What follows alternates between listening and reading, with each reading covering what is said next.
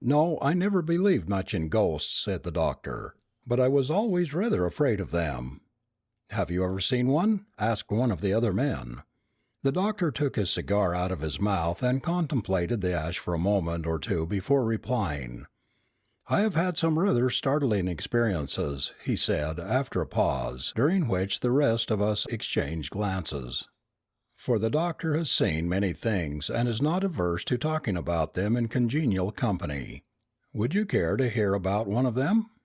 It gives me the cold shivers now to speak of it. We nodded, and the doctor, taking a sip as an antidote to the shivers, began. You remember George Carson, who played for the varsity some years ago, big chap with a light mustache? Well, I saw a good deal of him before he married, while he was reading for the bar in town. It was just after he became engaged to Miss Stoner, who is now Mrs. Carson, that he asked me to go down to a place which his people had taken in the country. Miss Stoner was to be there, and he wanted me to meet her. I could not go down for Christmas Day, as I had promised to be with my people. But as I had been working a bit too hard, and wanted a few days' rest, I decided to run down for a few days about the New Year. Woodcoat was a pleasant enough place to look at. There were 2 packs of hounds within easy distance, and it was not far enough from the station to cut you off completely from the morning papers. The Carsons had been lucky, I thought, in coming across such a good house at such a moderate figure. For, as George told me, the owner had been obliged to go abroad for his health, and was anxious not to leave the place empty all the winter. It was an old house, with big gables and preposterous corners all over the place, and you couldn't walk 10 paces along any of the passages without tumbling up or down stairs. But it had been patched from time to time, and, among other improvements, a big billiard-room had been built out at the back. A country house in the winter without a billiard-room, when the frost stops hunting, is just, well, not even a gilded prison. The party was a small one. Besides George and his father and mother, there were only a couple of Mrs. Carson, who, being somewhere in the early teens, didn't count, and Miss Stoner, who, of course, counted a good deal, and lastly myself. Miss Stoner ought to have been happy, for George Carson, besides being an excellent fellow all around, was by no means a bad match, being an only son with considerable expectations. But somehow or other, she did not strike me as looking either very well or very happy. She gave me the impression of having something on her mind, which made her alternately nervous and listless. George, I fancied, noticed it, and was puzzled by it, for I caught him several times watching her with an anxious and inquiring look. But as I was not there as a doctor, of course it was no business of mine, though I discovered the reason before I left Woodcoat. The second night after my arrival, we had been playing, I remember, a family pool. The rest had gone upstairs to bed. George and I adjourned to a sort of study, which he had arranged upstairs, for a final smoke and a chat before turning in. The study was next to his bedroom, and parted off from it by a curtain. As we were settling down I missed my pipe, and remembered that I had laid it down in the billiard-room. On principle I never smoke another man's pipe, so I lit a candle, the house being in darkness, and started away in search of my own. The house looked awfully weird by the flickering light of a solitary candle, and the stairs creaked in a particularly gruesome way behind me, just for all the world as though someone were following at my heels. I found my pipe where I had expected in the billiard-room, and came back in perhaps a little more hurry than was absolutely necessary. Which perhaps explains why I stumbled in the uncertain light over a couple of unforeseen stairs and dropped my candle. Of course it went out, but after a little groping I found it. Having no matches with me, I was obliged to feel my way along the banisters, for it was so dark that I could not see my hand in front of me. And as I slowly advanced, sliding my hand along the broad balustrade at my side, it suddenly slid over something cold and clammy, which was not a balustrade at all. For stopping dead and closing my fingers round it for an instant, I felt that I was holding another hand, a skinny, bony hand, which writhed itself slowly from my grasp. And though I could hear nothing and see nothing, I was yet conscious that something was brushing past me and going up the stairs. "Hi, what's that? Who are you?" I called. There was no answer. I admit that I was in a regular funk. I must have shown it in my face. "What's the matter?" asked George as I blundered into his study. "Oh, nothing," I answered. "Dropped my candle and lost the way." "But who were you talking to?" "I was only swearing at the candle," I replied. "Oh, I thought perhaps you had seen somebody," replied George. Somehow I did not like to tell him the truth, for fear he would laugh at my nervousness. But I determined to keep an eye on my liver, and take a couple of weeks' complete rest. That night I woke up several times with the feeling of that confounded hand under my own, a clammy hand which writhed as my fingers closed upon it. The next morning after breakfast I was in the billiard-room practicing strokes while Carson was over at the stables. Presently the door opened, and Miss Stoner looked in. "Come in," I said. "George will be back from the stables in a few minutes. Meanwhile we can 50 up." "I wanted to speak to you," she said. She was looking very tired and ill, and I began to think I should not have an uninterrupted holiday after all. "Do you believe in ghosts?" she asked, having closed the door and come up to the table, where she stood leaning with both her hands upon it. "No," I replied, missing an easy caroom as I remembered my experience of last night, "but I believe in fancy." "And, supposing then that a person fancied he saw things, is there any remedy?" "What do you mean, Miss Stoner?" I replied, looking at her in some surprise. "Do you mean that you fancy—" I stopped, for Miss Stoner turned away, sat down on one of the easy chairs by the wall, and burst into tears. "Oh, please help me," she sobbed. "I believe I'm going mad." I laid down my cue and went over to her. "Look here, Miss Stoner," I said, taking her hand, which was hot and feverish. "I am a doctor, and a friend of George. Now tell me all about it, and I'll do my best to set it right." She was in a more or less hysterical condition, and her words were freely punctuated by sobs. But gradually I managed to elicit from her that nearly every night since she came to Woodcoat she had been awakened in some mysterious way, and had seen a horrible face looking at her from over the top of a screen which stood by the door of her bedroom. As soon as she moved the face disappeared, which convinced her that the apparition existed only in her imagination. That seemed to distress her even more than if she had believed it to be a genuine ghost, for she thought her brain was giving way. I told her that she was only suffering from a very common symptom of nervous disorder, as indeed it was, and promised to send a groom into the village to get a prescription made up for her. And, having made me promise to breathe no word to anyone on the subject, more especially to George, she went away relieved. Nevertheless, I was not quite certain that I had made a correct diagnosis of the case.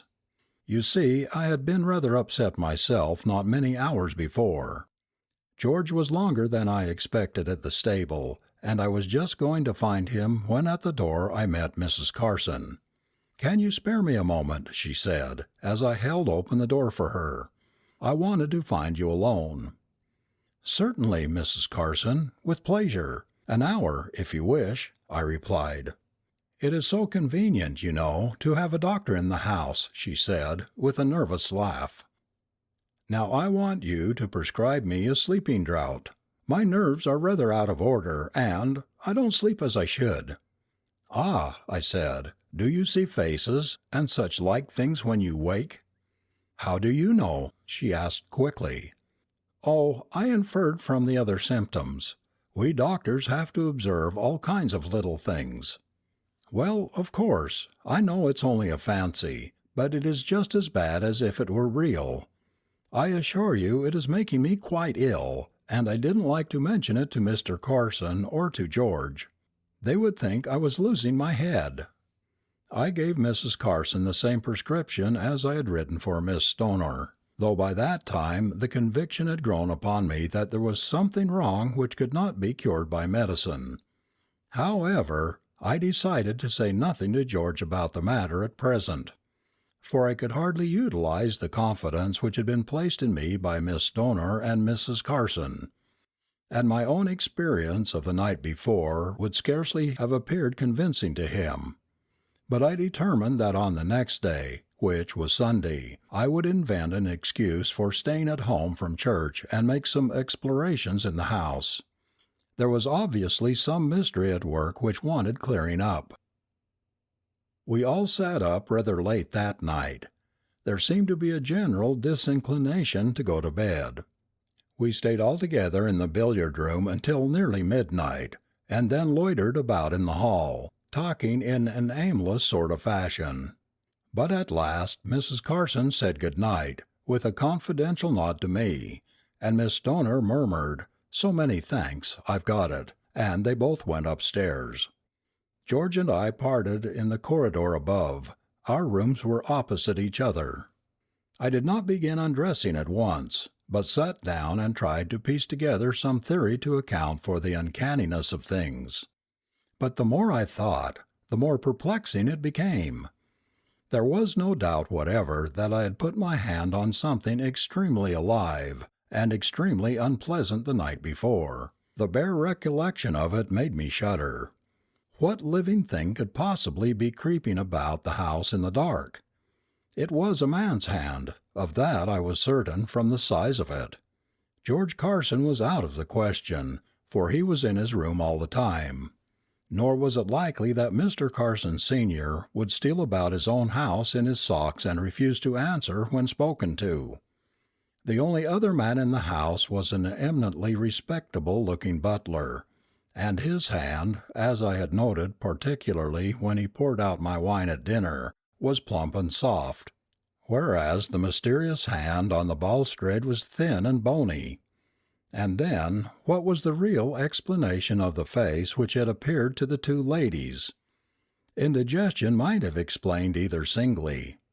Extraordinary coincidences do sometimes occur, but it seemed too extraordinary that a couple of ladies, one old and one young, should suffer from the same indigestion in the same house, at the same time, and with the same symptoms. On the whole, I did not feel at all comfortable, and looked carefully in all the cupboards and recesses, as well as under the bed, before starting to undress. Then I went to the door, intending to lock it. Just as my hand was upon the key, I heard a soft step in the corridor outside, accompanied by a sound which was something between a sigh and a groan. Very faint, but quite unmistakable, and, under the circumstances, discomposing. It might, of course, be George. Anyhow, I decided to look and see. I turned the handle gently and opened the door. There was nothing to be seen in the corridor. But on the opposite side I could see a door open, and George's head peeping round the corner. "Hello," he said. "Hello," I replied. "Was that you walking up the passage?" he asked. "No," I answered. "I thought it might be you." "Then who the devil was it?" he said. "I'll swear I heard someone." There was silence for a few moments. I was wondering whether I had still better tell him of the fright I had already had, when he spoke again. "I say, just come in here for a bit, old fellow. I want to speak to you." I stepped across the passage, and we went together into the little study which adjoined his bedroom. "Look here," he said, poking up the fire, which was burning low. "Doesn't it strike you that there is something very odd about this house?" "You mean—" "Well, I wouldn't say anything about it to the master or Miss Stoner for fear of frightening them. All the same, scarcely a night passes but I hear curious footsteps on the stairs. You've heard them yourself, haven't you?" "Now you mention it," I said, "I confess I have." "And, what is more," he continued, "I was sitting here 2 nights ago half asleep, and it seems ridiculous, I know, but it's a fact. I suddenly saw a horrible face glaring at me from between those curtains behind you. It was gone in a moment, but I saw it as plainly as I see you." I moved my seat uneasily. "Did you look in your bedroom or in the passage?" I asked. "Yes, at once," he replied. "There was nothing to be seen. But twice again that night I heard footsteps passing. Good God!" He started up in his chair, staring straight over my shoulder. I turned quickly and saw the curtains which parted off the bedroom swing together. "What is it?" I asked breathlessly.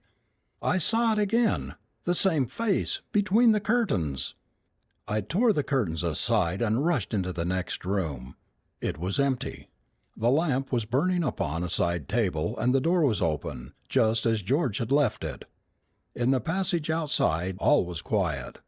I came back into the study and found George running his fingers through his hair in perplexity. "There is clearly one person too many in the house," I said. "I think we ought to draw the place and find out who it is." "All right," he said, picking up the poker from the fireplace. "If it's anything made of flesh and blood this will be useful, and if not—" He stopped short, for at that instant the most awful shriek of horror rang through the house, a shriek of wild, uncontrollable terror, such as I had never heard before, and I never hope to hear again. One moment we stood staring at each other, dumbfounded. The next, George Carson had dashed out of the room and down the corridor to the stairs. I followed close behind him, for we both knew that none but a woman in mortal fear would shriek like that, and that that woman was Miss Stoner. Down the stairs we tumbled pell-mell in the darkness. But before I reached the landing below, where Miss Stoner's room was, I felt, as I had felt that evening before, something brush swiftly past me. As I ran I turned and caught at it in the dark, but my hand gripped only empty air. I was just about to turn back and follow it, when a cry from George arrested me, and, looking down, I saw him standing over the prostrate form of Miss Stoner. The door of her room was open, and by the moonlight which streamed into the room, I could see her lying in her white night-dress across the threshold. What followed in the next few minutes I can scarcely recall with accuracy. The whole house was aroused by the poor girl's awful shriek. She was quite unconscious when we came upon her, but she revived more or less as soon as Mrs. Carson and one of the terrified servants had lifted her into bed again. Nothing intelligible could be gathered from her, however, as to the cause of her fright. She only repeated hysterically again and again, "Oh, the face! The face!" When I saw I could do her no further good for the present, I took George by the arm and led him out of the room. "Look here, George," I said, "we must find out the reason of this at once. I am certain I felt something go by me as I came downstairs. Now does that staircase lead anywhere but to our rooms?" George considered for a moment. "Yes," he replied, "there is a door at the end of the passage which leads up into a sort of lumber room." "Then we'll explore it," I said. "For my part I can't go to sleep until I've got to the bottom of this. Get the man to bring a lantern along." The butler looked as though he didn't half like the enterprise, and to tell the truth, no more did I. It was the uncanniest job I ever undertook. However, we started, the three of us. First of all we searched the rooms on the floor above, where George and I slept. Everything was just as we had left it. Then I pushed open the door at the end of the corridor. A crazy-looking staircase led up into the darkness. We went cautiously up, I first with a candle, then George, and last of all the butler with a lantern. At the top we stepped into a big, rather low room, with beams across the ceiling, and a rough, uneven floor. Our lights threw strange shadows into the corners, and more than once I stared at what looked like a crouching human figure. We searched every corner. There was nothing to be seen but a few old boxes, a roll or two of matting, and some broken chairs. But in the far corner George pointed out to me a rickety ladder which ended in a closed trap door. Just then I distinctly heard the curious half-groaning, half-sighing sound which had already puzzled me in the corridor below. We stood still and looked at one another. We all heard the sound. "Whatever it is, it's up there," I said. "The question is, who's going up?" George put his candle down upon the floor and stepped upon the ladder. It cracked beneath his weight. He stopped. "Come down. It won't bear you," I said. "I shall have to go." I don't know that I was ever in such a queer funk as I was while I slowly mounted that ladder, and pushed open the trap door. I had formed no clear idea of what I expected to find there. Certainly I was not prepared for what happened. For no sooner was the trap door fully open than there literally fell, upon me from the darkness above, a thing in human shape, which kicked and spat and tore at me as I stood clinging to the ladder. It lasted but a moment or so, but in that moment I lived a lifetime of terror. The ladder swayed and cracked beneath me, and I fell to the floor with the thing gripping my throat like a vice. The next instant George had stunned it with a blow from the poker and dragged it off me. It lay upon its back on the floor, a ragged, hideous, loathsome shape. And the mystery was solved. "But you haven't told us what it really was," said one of the listeners. The doctor smiled. "It was the owner of the house," he replied. "He had not gone abroad. He had gone to a private lunatic asylum with homicidal mania upon him. About a fortnight before this he had managed to escape, and having made his way to his former home, had concealed himself with a cunning often shown by lunatics in the loft. I suppose he had found enough to eat in his nightly rambles about the house. The only wonder is he didn't kill someone before he was caught."